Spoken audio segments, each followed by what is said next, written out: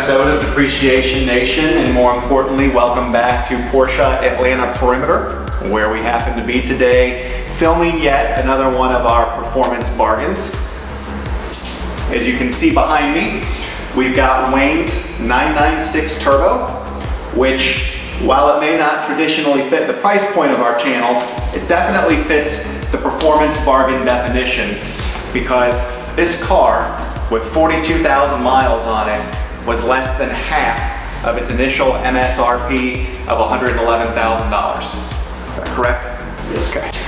So, we consider this to be depreciated. We consider this to be a performance bargain, and we're going to show you why. This particular car is finished in Meridian Metallic, and it has kind of a rare color combination with a saddle interior, 6-speed manual, and it's just a beautiful car. It is in absolutely excellent condition. Now, this being a turbo did not have the IMS bearing failure because it didn't have an IMS bearing, and therefore it was a Metzger engine, and it's not prone to the similar issues that many of the 996s have. So, we consider this to be a bargain. We definitely consider it to be performance with 414 horsepower and a top speed of around 200 miles an hour. And we're going to take it out, and we're going to show you why.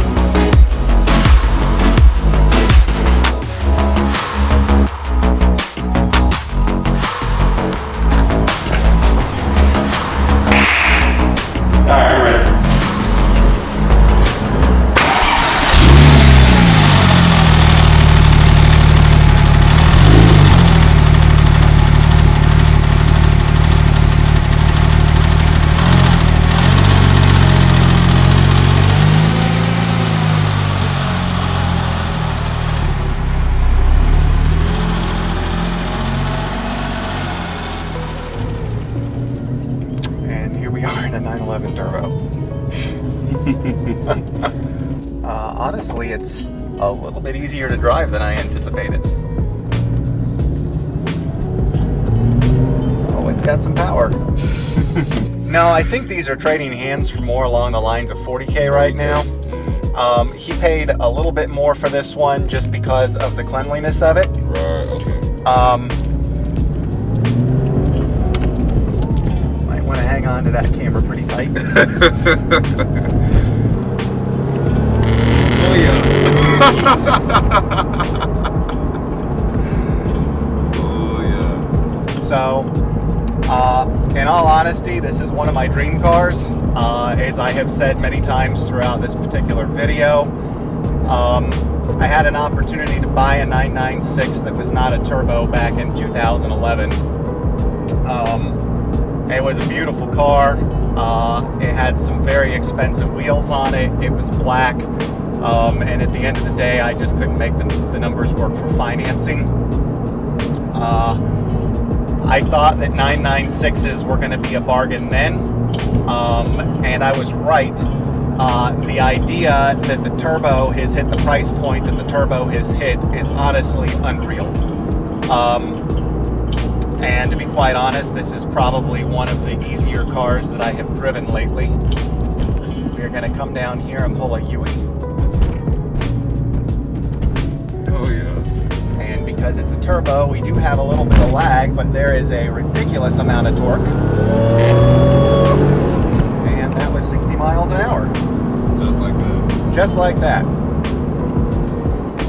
Again, with all of the other cars that we have driven in our Missed the Boat and Performance Bargain series, the car is noisy, the car is clunky, the car is unapologetic, and that is probably what I love the most about these cars, is that they catered to a different time, and the expectation was different and the standard was different. Having said that, this car is honestly a little bit easier to drive than an E36 M3 or even the M Coupe. Steering is light but direct. Transmission is not so clunky. But what I absolutely love about this car is that I can constantly hear the engine, which is of course right behind us. So what we are going to do is we are going to take it out on the highway where we can go some higher speeds legally, and we're going to do a pretty hard acceleration with it, and we're going to see what our impressions are.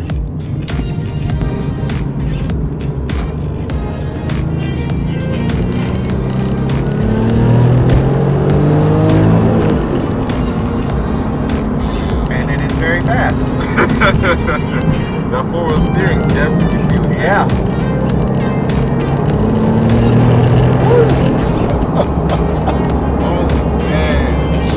Oh man, that's not fair. And then it's so refined as well. Yeah, and we're in a car that'll do 200 miles an hour. Crazy. And it's comfortable. The sport seats are fantastic. The steering wheel feels fantastic. I love the fact that there's no buttons on it. And most importantly, I love the fact that there's no touch screens either. The car is controlled by buttons. Touch screens, honestly, I feel have contributed to a lot of perhaps the unsafe habits. Nope, not going that way. Wish I'd gone that way. They've contributed to a lot of the unsafe habits that people now have, and the distracted driving and all of that. But I can just feel for a button and turn on the AC, and I don't have to take my eyes off the road to do it to see what I'm actually touching on a touch screen. Right, you don't have to play with any knobs. Exactly. The shifter is absolutely fantastic. I mean, absolutely fantastic. The whole car is absolutely fantastic, and the front end is very, very direct. And we know that the motor's hanging out well behind the rear axle, but they've done a really great job of masking that. I think that four-wheel, the all-wheel drive really helps. The amount of grip that I can feel is pretty insane.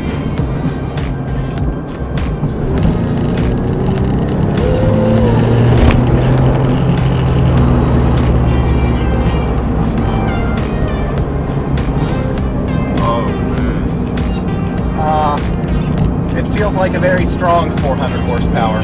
Yeah.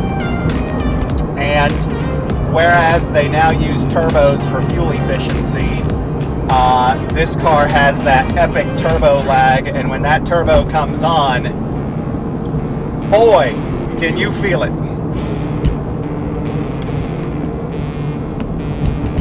Oh man, I kind of wish I was in your seat.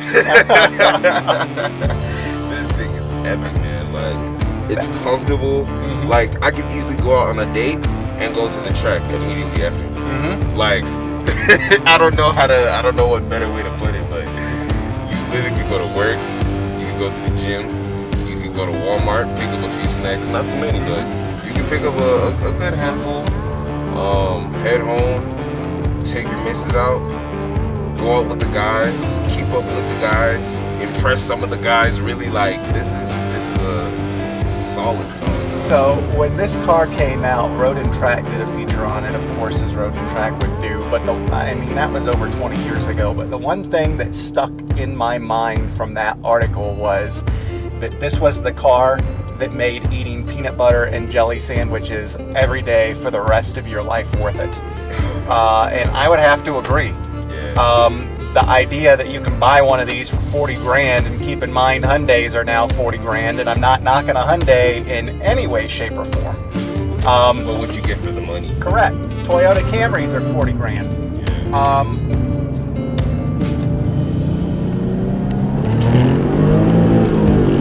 This is impressive. Very. Oh yeah, I'd definitely give him 40 grand. If I had it lying around, I'd definitely be bargaining with the owner. Oh yeah, definitely old school turbo. It's just amazing. It is just amazing, this car. Oh yeah. And now we're in sixth gear going 63, 64, 65 miles an hour. We're right at around 2100 RPMs, and the thing is just as docile as an Impala or something more modern. Yeah. Yeah. Even an Altima can get to $40,000 with that 3.5 liter 6-cylinder. Yep. I would drive this if I had a choice. Very much so. And the 6-speed, like, man, not only are they not making cars of this build spec anymore like that, but like obviously with the driver interaction of the manual, it just Right. a whole different feel. And then we can drop into third gear and we can do this. And that is impressive. The car is epic. The car is epic in every way, shape, and form. The car is epic. It is analog. I am very well aware of everything that's going on around me. And something that people don't ever talk about with a 911 is rearward visibility, because I can see everything out the back window of this car. Oh yeah, that's crazy that you said that, because I actually was just about to say, my job, I park a lot of Camaros, and like sports cars, I mean, obviously Camaros are over 40K, you know what I'm saying? For the competition, if you want to compete them, I guess, like the Camaro, you can't see anything out the front, like out of the front window, because the A pillars are so thick. B pillars are even worse, and it's like a small little side pocket window, and then you don't even try out the back. You might as well just stick to the rear view, little camera they put back there.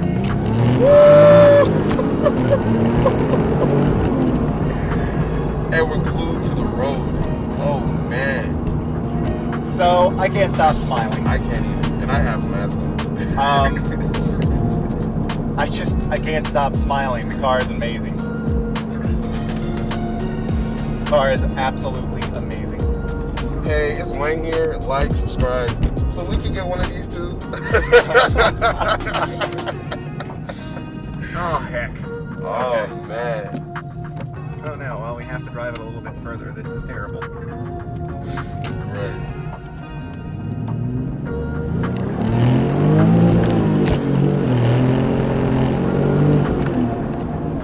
I just really love also just how drivable it actually is. Because I think about Porsches of this, I guess, caliber and magnitude. I always think about my favorite Porsche, the Carrera GT.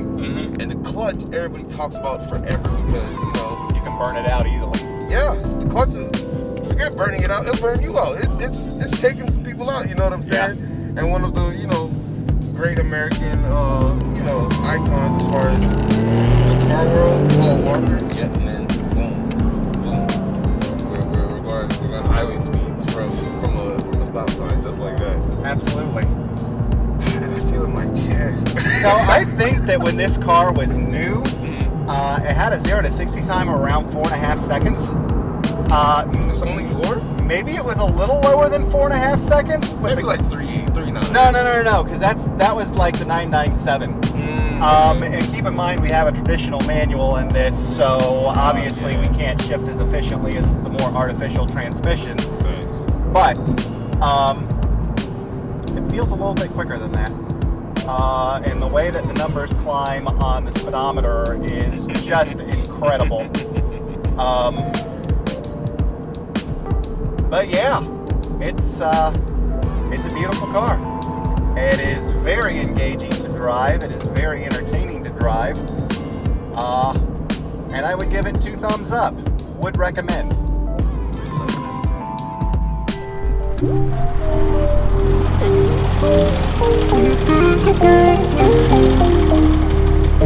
Thank you.